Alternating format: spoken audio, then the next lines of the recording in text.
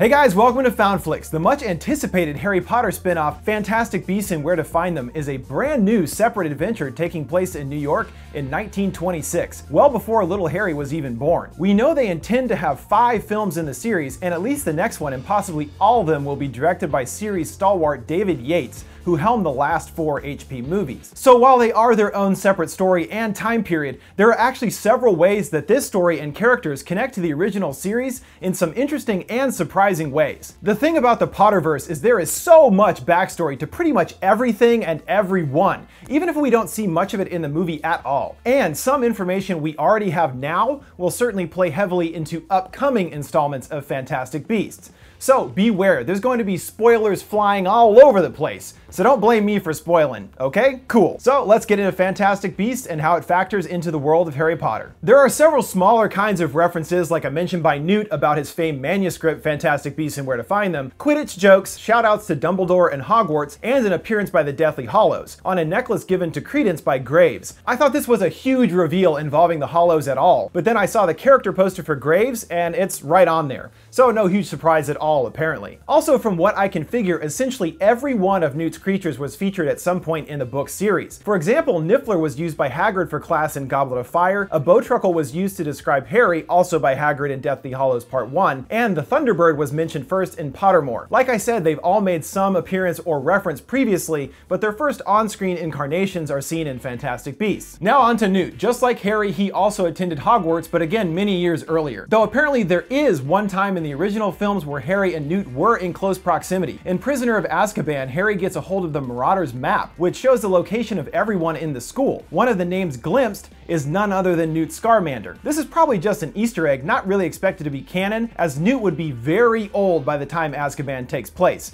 but still could have been visiting Hogwarts for some reason. But back to Newt's history at Hogwarts. We know from the movie that he was expelled, and the original screenplay expands a little more on what happened exactly, as well as the involvement of another character briefly mentioned in the film, LETA LESTRANGE. We find out in the movie they had a close relationship, but that's about it. And obviously LETA ties into Bellatrix Lestrange, a villain in the original stories whose family led to the death of Sirius Black. At school, LETA and Newt became friends, bonding over feeling like outcast and their love of creatures. But LETA performed a spell that endangered a student's life, and instead of letting LETA get expelled, Newt took the blame and was expelled instead. Dumbledore spoke highly of Newt and tried to convince him to let Newt stay, but it didn't work out that way. This extra layer of LETA and Newt in school was cut out of the final movie, probably so they can save it for further sequels. Another interesting connection is between Newt and Luna Lovegood, the quirky animal lover from the originals, but it isn't between Newt himself, but his grandson Rolf. Rolf, just like Newt, was interested in creatures, and later in life became the chief consulting magizoologist for the Daily Prophet. Later, Luna met Rolf in her work, and they went on to get married and have 3 kids. Crazy, right? It does seem like their kinds of personalities do make sense together, and is another interesting thread between Newt and the contemporary generation of wizards. Next up, we'll look at the villain Gellert Grindelwald. His backstory is huge and heavily involves Dumbledore. At one point, they were good friends and were working together to find the Deathly Hallows and create a new benevolent society with wizards and witches in charge of the world. Again, the Deathly Hallows obviously later play a very important part of the finale of the original films, where Harry has to collect them to finally defeat Voldemort. But Dumbledore and Grindelwald's friendship came to an end when, during a duel, Dumbledore's younger sister Ariana was killed. All of this history and their relationship will be a very strong reason to introduce young Dumbledore in the sequels, as has been confirmed. We know going forward Grindelwald's attacks continue, and Dumbledore is forced to step in and deal with his old friend. Also, we have seen Grindelwald a few times in the original movies, obviously not played by Johnny Depp. This time we don't see Grindelwald himself till the end of the movie. Using the guise of Percival Graves, Grindelwald infiltrates MAC USA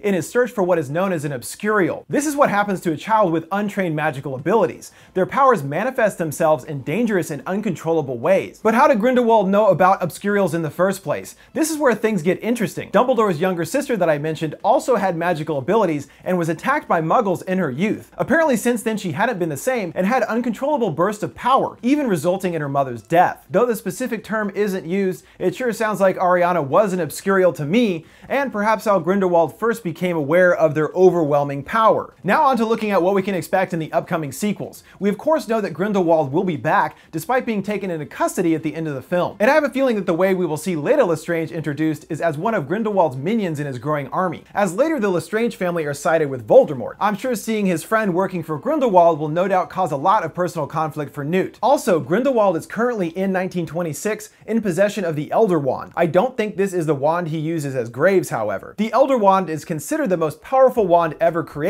and is one of the Deathly Hallows Harry acquires later. From what we know about Grindelwald, he will raise an army killing wizards and muggles around the world until the 1940s, and it is during a monumentous duel in 1945 between Grindelwald and his former friend Dumbledore that Dumbledore was able to disarm Grindelwald from the Elder Wand and take it into possession. After the duel in 45, Grindelwald is jailed where he spends the rest of his life until finally being killed by Voldemort. I am almost 100% sure that we will see all of this juicy story explored in future films. It's too awesome not to. Alright guys, those are the major or at least most interesting connections I found between the two worlds of Fantastic Beasts and Harry Potter. But I'm sure there's tons more that I missed, so let me know any others that you found down in the comments below. Thanks for watching Found Flicks. Make sure to subscribe. See you next time.